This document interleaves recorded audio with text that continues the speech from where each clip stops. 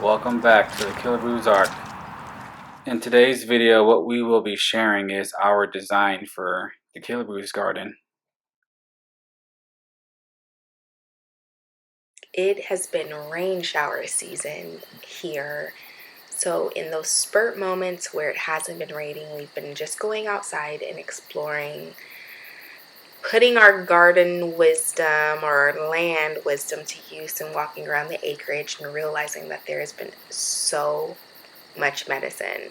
We've really been paying attention to has been what trees are still producing in this winter and which need to be pruned, maturity of the trees, and which may give off more shade than others. So as we go to plant, knowing what particular vegetables and fruits that we would love to plant as far as trees and our garden, we just get a general idea of what can thrive the best here based on what the land is already showing us. We have yet to get our first frost. I'm being very diligent about cultivating soil indoors. So if you are someone who wants to grow inside and may not necessarily have a whole lot of land, I just want you to pay attention here. What I've been using is what we've got. And so we typically feed the dogs quite a few bananas as treats as they're learning new tricks. So I just put the bananas in water because it acts as fertilizer that you see me pouring in the soil here. And earlier, as my hands were in the soil, I was just grinding up eggs that we typically use throughout breakfast, saving those eggs, putting it in the soil as a form of composting and letting the soil sit for a couple days to a week as we prepare for seeding. So if you are growing in the home, use what you got. After it finally stopped raining, we wanted to go outside to kind of map out the garden design.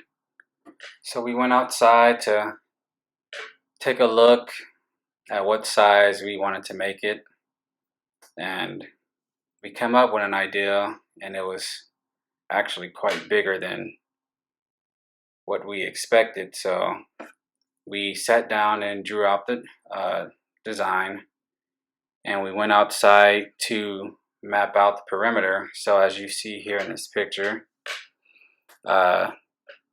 is kind of the concept design of what we're going for. But obviously, when we went outside, it was quite bigger than I imagined. So we had to make a few adjustments, a few changes, and we're excited to make this design come to life.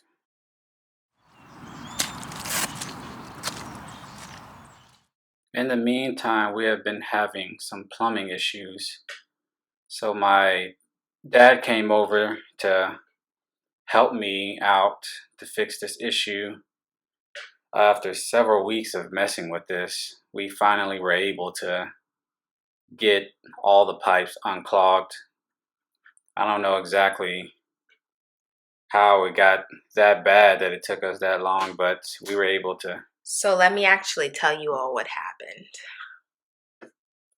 I'm a little high class at moments, even though, this is country life. But I had been using wipes to wipe my face, thinking that they were biodegradable and flushing them down the toilet instead of placing them in the trash can, because it made more sense to me after wiping down the entire counter, a little bit of the bathroom, to just flush it. Not realizing just how heavy duty they actually were. Oops. So while the men were outside assisting, I had the kiddos who helped me seed. And so this here is more banana water fertilizer that we have poured in our soil bucket that had been sitting outside for quite a few days.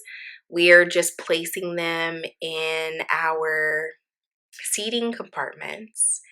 And I think this was just a fun activity to get their hands into soil, because if we're doing a family compound here, we got to have the family involved.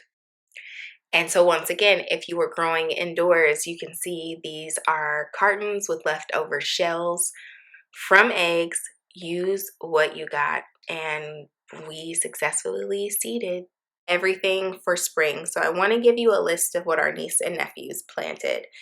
There were cabbage seeds, carrots, cauliflower, Swiss chard. We definitely did collard greens, kale, lettuce, butter lettuce, that is, onions. We did some snap peas. We did some radishes, turnips, Tokyo scallions, and some Japanese bok choy.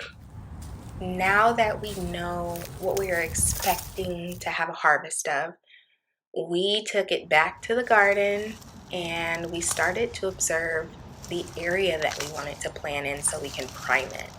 So removing the weeds, also making sure that we block off areas and figure out what zone which vegetables would grow most in, depending on how much sunlight they need, and how we can just best honor the germination process. Speaking of, we started to look at what bugs were in the area and how they too can serve a purpose with what we're building without being too disturbed. For the first part of the garden, what I did was measured out 25-foot radius for the circle, and I used wooden stakes to form the circle. And then once we formed the circle with the stakes, I used the orange nylon string to also help form the circle, so we know exactly where it's going to be. And in the center of this circle is where we are planning to build our fire pit, because we're thinking about having a fire pit right in the middle of that circle. So we thought that would be a nice addition to the garden, and we really wanted to make it a little unique. So my wife stepped in to help me put down the stakes and the nylon string, and we were able to get part of the garden uh, outlined. We actually ended up running out of wooden stakes, but the second step of the process is to actually finish outlining the garden. So the first step was actually designing it, which we did that already. So now we're just looking forward to moving on, and seeing the actual outline of the garden will give us an idea of the size of what we're looking at. And what we see so far, it's going to be a huge garden. So we're just preparing ourselves of what we will have to maintain once it's completely built, which we're excited for, being as self-sustainable as we possibly could be. So we are all in for it. It will take us time to build this out. So we're going to walk you all through the journey step by step, but we also want your advice. What are 3 vegetables that you just would have to plant in your garden? Comment below and let us know. And until next time. See you on the arc.